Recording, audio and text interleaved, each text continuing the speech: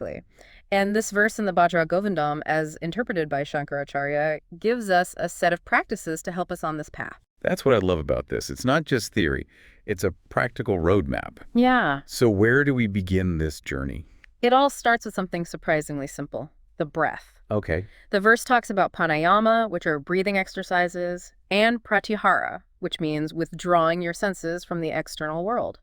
Wait, so just by breathing and tuning out distractions, we can get closer to self-realization? Think of your mind like a smartphone with a million apps running in the background. Okay. Pranayama is like closing those apps, freeing up mental RAM. Right. It helps you calm the mental chatter, and pratyahara, that's like turning off notifications so you're not constantly bombarded by distractions. So it's like creating a do not disturb zone for your mind. I like that. It's about redirecting your energy inward, making space for deeper self-awareness. Okay, that makes sense. But if we're trying to understand our true selves, why is it so important to shut out the outside world? Because our senses are constantly feeding our minds information, creating this never-ending stream of thoughts and desires. It's like trying to see your reflection in a pond with ripples all over the surface. Right. To see clearly, you need to let the water become still. That's a great analogy. Thank you. So by calming the mind and withdrawing the senses, we're creating a space for clarity and self-reflection. Precisely. And from that place of stillness, we can move on to the next step, which is understanding the difference between what's eternal and what's temporary. Ah, yes.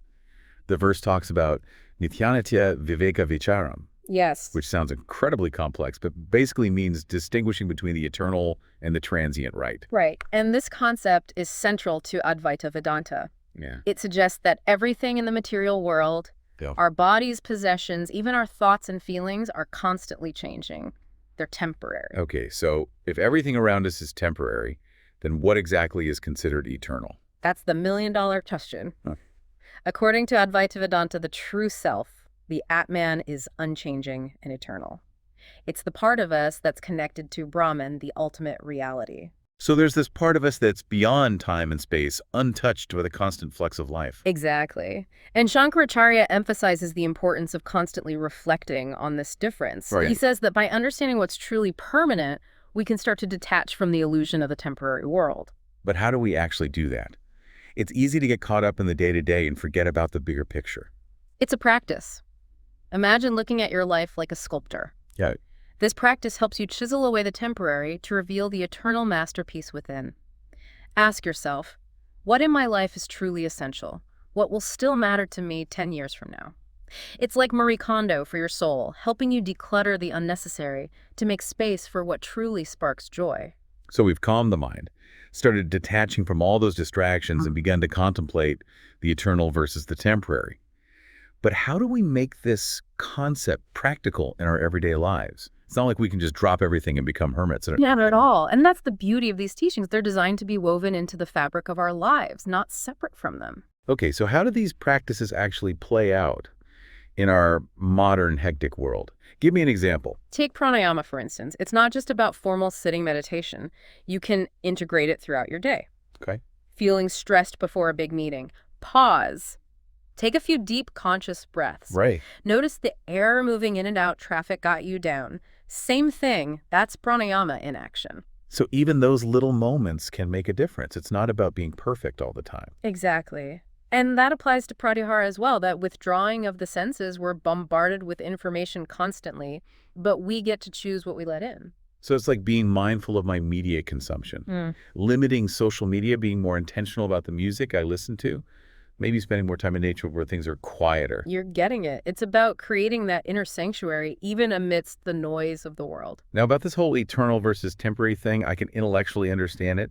But honestly, sometimes it's hard to live by. Like, my job stresses me out, but it pays the bills.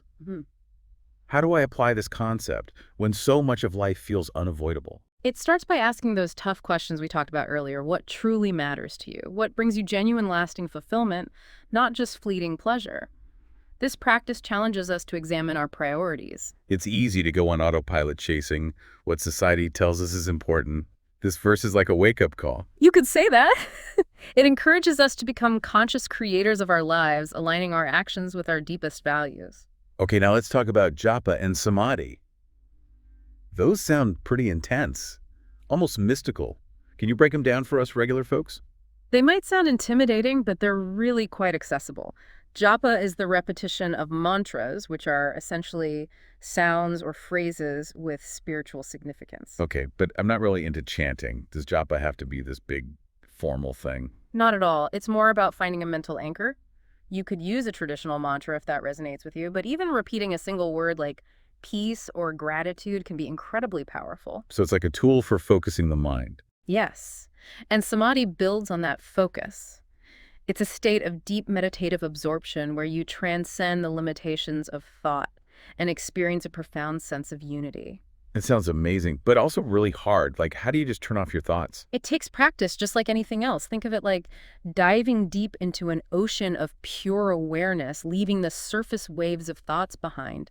It's about training the mind to become still. So we're not aiming for perfection, just progress. Exactly. And the more we practice these techniques, the easier it becomes to access those deeper states of awareness. You know what I'm realizing is that all of these practices seem to support each other. Yeah. That's like a holistic approach to self-discovery. That's a great observation. It's not about mastering one thing in isolation. They all work together to create a more balanced, fulfilling life. I'm really starting to see how these ancient teachings can be so relevant in the modern world. It's like they offer a way to reclaim our inner peace amidst the chaos. And remember, it's a lifelong journey. There's no finish line. It's about continuous growth and deepening our understanding of ourselves. This has been so eye-opening. We've covered a lot of ground today. The importance of breath control, the power of sensory withdrawal, the idea of distinguishing between the eternal and the temporary, and these practices of japa and samadhi. But we're not done yet, are we? Not quite. There's still more to uncover, especially as we bring all these concepts together. Stay tuned, because we'll be right back to wrap up our deep dive into the profound wisdom of the Bhaja Govindam. Welcome back to the Deep Dive. We've been exploring the Bhaja Govindam and its insights on self-realization. It's amazing how much wisdom is packed into just one verse.